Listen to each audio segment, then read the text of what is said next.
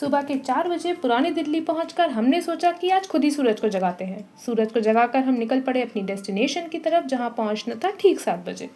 सुबह के 6 बज चुके थे और हमारी कैब भी आ चुकी थी, तो हम निकल पड़े अपनी मंजिल की ओर। वहां पहुंचकर हमने देखी देश की बेरोजगारी का नज़ारा, जिसका हम भी एक पार्ट थे। तो सोचा बैकअप करियर पे फोकस करके व्लॉगिंग कर ली जाए, पर यहाँ पे कंपटीशन हाई था क्योंकि आसपास कई व्लॉगर्स टहल रहे थे।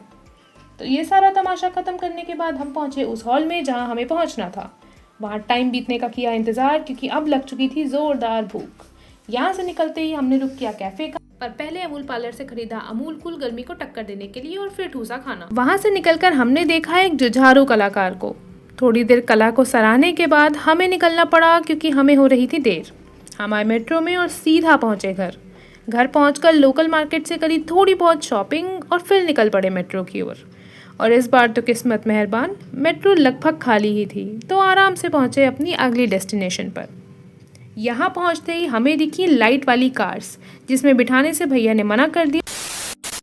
फिर दुखी मन से हम पहुंचे डायनासोर्स की दुनिया को देखने, जो हमें इंसानी दुनिया से तो ज़्यादा इंटरेस्टिंग लगी, पर सोशल प्रेशर की वजह से अंदर जा नहीं सके, क्योंकि वहाँ पर सिर्फ 5 साल के बच्चे और उनके पेरेंट्स अलाउड थे।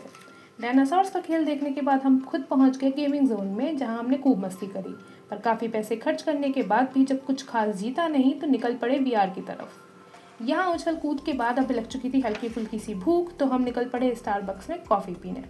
वहाँ से निकलने के बाद हमने देखे अमीरों के कुछ चोचले, जिसका हम गरीबों से कोई लेना देना नहीं था।